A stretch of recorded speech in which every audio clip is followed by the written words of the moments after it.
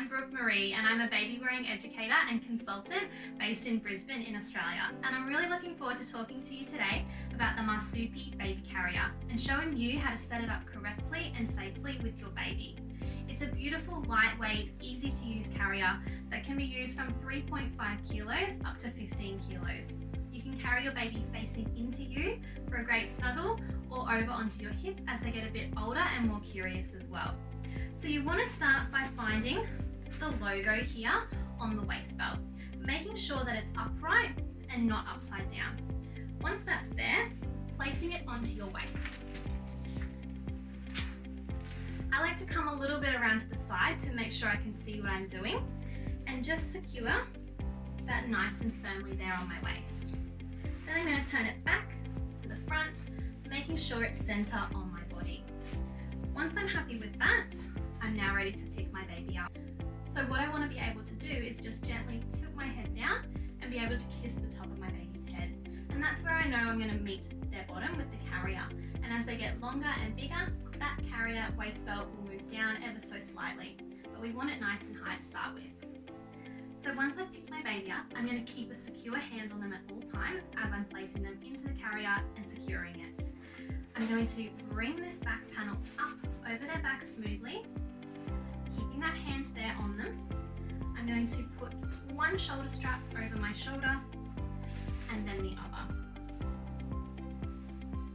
Now I'm going to reach behind and find the opposite shoulder to bring diagonally across my back.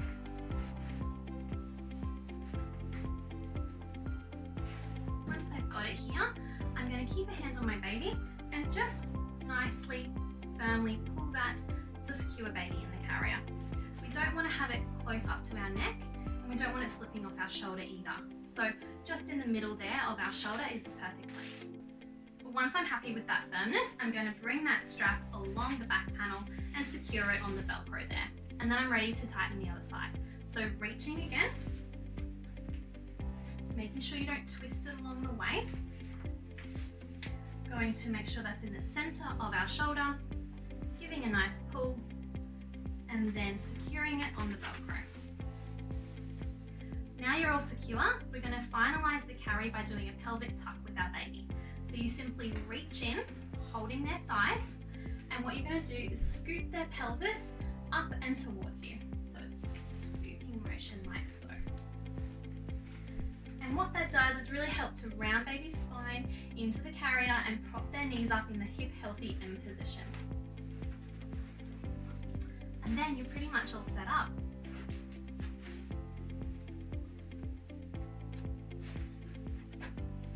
If you need extra head support, you can use this here. So you can bring this up and clip it. You have two settings, so two buttons if you need lots of head support or your baby's a bit bigger, your baby's a bit taller. Otherwise, you can just go to one setting and fold that down there.